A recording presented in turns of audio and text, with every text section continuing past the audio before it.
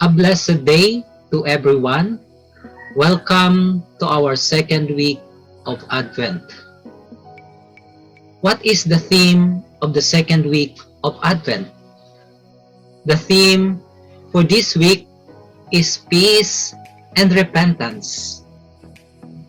The second week candle is to be lit. It is the candle of peace. The second week of Advent reminds us all that living an upright life alone is not enough. Prepare yourself by seeking forgiveness. We must submit ourselves in humility to the will of God.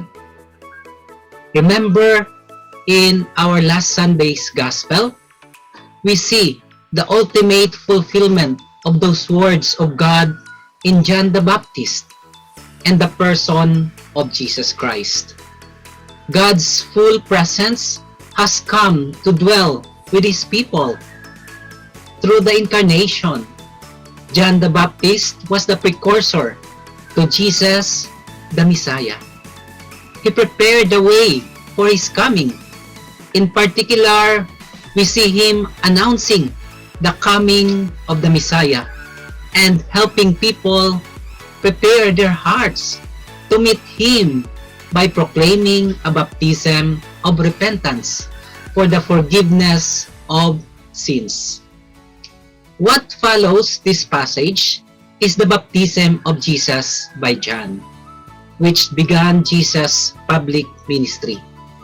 Thus, we see here John preparing the people to encounter the living God as He would walk among them and minister to them through His preaching and healing.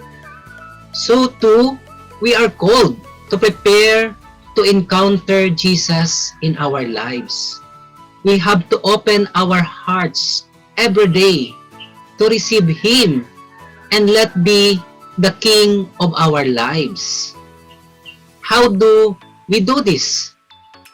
Just like in the Gospel, the first step is repentance of our sins so we can receive God's forgiveness. I repeat, repentance of our sins so we can receive God's forgiveness.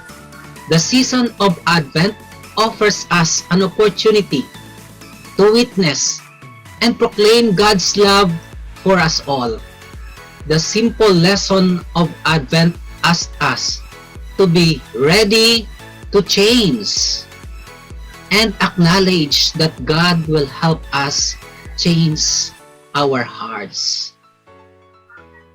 Next is we have to welcome the Holy Spirit to open our hearts to others along this journey, and lastly, to always have trust that God is with us, within ourselves.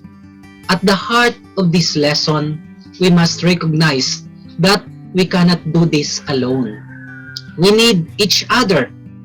Identify at least one action that you will take this second week to try to be more faithful followers of Jesus. As part of our family reflection of the second week of Advent, remember, we are always called to prepare to encounter the Lord. Reflect on what you can do this Advent season to grow in holiness and devotion to God. Take the opportunity this Advent to heed the call of today's readings to repentance by visiting the sacrament of reconciliation. God is waiting there to offer you His forgiveness. Advent is a season of faith journey into which we are all invited. Advent asks us a new mindset from God. With this new change of our hearts, we will become more believable as we announce Christ's forgiveness in our lives and become more open to God's forgiveness in the lives of others. Let us pray, prepare, and ask forgiveness.